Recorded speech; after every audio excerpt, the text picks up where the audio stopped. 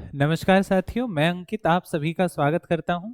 और अभी लास्ट हम जो वीडियोस के अंदर देख रहे थे कि हमने सिलेबस को थोड़ा सा, यहाँ मैं कहूं कि क्या कुछ कंटेंट जो है वो हमारे एंट्रेंस में आने वाला था वो हम देख रहे थे। देखिए, बहुत सारे स्टूडेंट्स हैं, उनके मन में एक सवाल रहता है कि भाई क्या कुछ जो है वो कट ऑफ रहने वाली है। देखो, कट ऑफ के बारे में सोचना कहीं ना कहीं मुझे लगता है कि पहले जरूरी नहीं होता।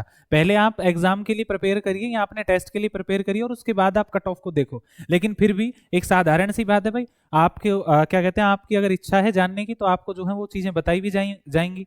तो यहाँ पर जो है आज हम थोड़ा सा देखेंगे जो बीए प्रोग्राम का आपका कोर्स होता है ना, डीयू के अंदर। तो मैंने आपको क्राइटेरिया बता ही दिया था कि यहाँ पर डीयू के अंदर क्या थे, आपके दो क्राइटेरिया थे किसके लिए, अगर आप बीए प्रोग्राम करते हो तो, है ना। बीए प्रोग्राम अगर आप करते तो आपके पास दो क्राइटेरिया क्या थे। आपका पहला जो क्राइटेरिया था वो क्या कहता था कि या तो आपके पास एक लैंग्वेज होनी चाहिए, है ना, जो आपको लैंग्वेजेस प्रोवाइड करी गई थी उसमें से आपको कोई एक लैंग्वेज जो है वो क्या करनी पड़ेगी, सेलेक्ट करनी पड़ेगी। और उसके साथ में क्या होगा, आपके तीन डोमेन जो आपके सब्जेक्ट होंगे वो आपको वहां पर जो है वो लेने पड़ेंगे। और आर्ट्स स्ट्रीम के लिए मैंने आपको बताया था कि जो आर्ट्स वाले हैं वो इसके अंदर हिस्ट्री, पॉलिटिकल और ज्योग्राफी को जो है वो क्या कर सकते हैं, सेलेक्ट कर सकते हैं। तो ये आपका पहला क्राइटेरिया था किसके लिए, बीए प्रोग्राम के लिए। और जो दूसरा क्राइटेरिया था आपका वो क्या था कि आपको एक लैंग्वेज लेनी है, साथ में एक डोमेन सब्जेक्ट लेना पड़ेगा। और दूसरा क्या है, आपका एक और चीज रहेगी इसके अंदर, जनरल टेस्ट। यानी कि एक इसमें जनरल टेस्ट भी जो है वो आपका होने वाला है, जिसके अंदर मैथ्स, रीजनिंग या जीके जो है वो आपका आने वाला है ना। तो ये जो है ये दो क्राइटेरिया थे। अब देखो, दोनों में आपके जानते हो आप सब्जेक्ट बदल गए तो सीधी सी बात है कट ऑफ भी बदलेगी, है ना। तो कट ऑफ के अकॉर्डिंग अब यहाँ पे हम मार्क्स के अकॉर्डिंग देखेंगे कि क्या कुछ होना है। देखो, यहाँ पे अगर मैं बात करूं, आप जानते हैं लैंग्वेज जो है वो 200 मार्क्स की है। और साथ में जो आपके डोमेन सब्जेक्ट है, हर एक सब्जेक्ट भी कितने नंबर का है, 200 नंबर का है। तो तीन सब्जेक्ट है तो लगभग यहाँ कितने हो गए, 600 मार्क्स तो आपके डोमेन सब्जेक्ट ही हो गए। और एक क्या कहते हैं, आपका जो आपकी लैंग्वेज है 200 मार्क्स की जो है वो यहाँ पर वो हो गई है। तो टोटल मार्क्स यहाँ पर हमारे कितने हो चुके हैं, 800।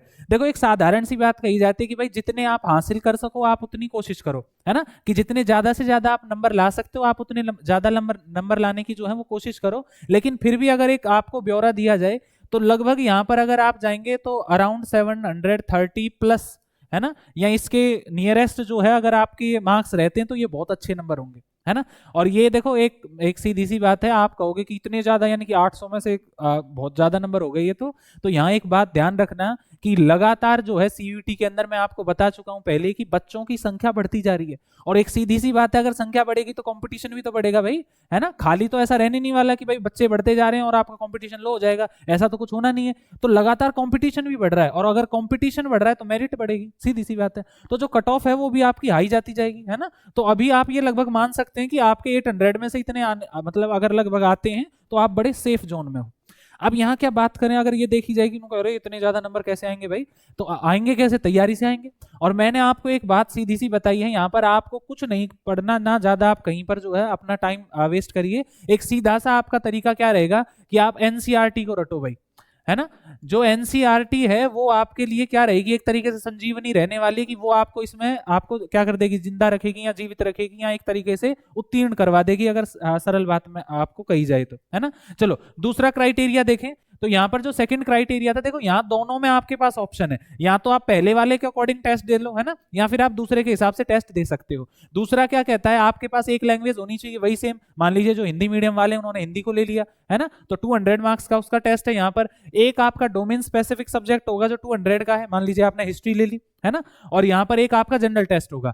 तो जनरल टेस्ट पे हम एक अलग वीडियो बनाएंगे, उसको हम वहां पे समझेंगे कि जनरल टेस्ट का क्या कुछ पैटर्न है, क्या कुछ बातें हैं।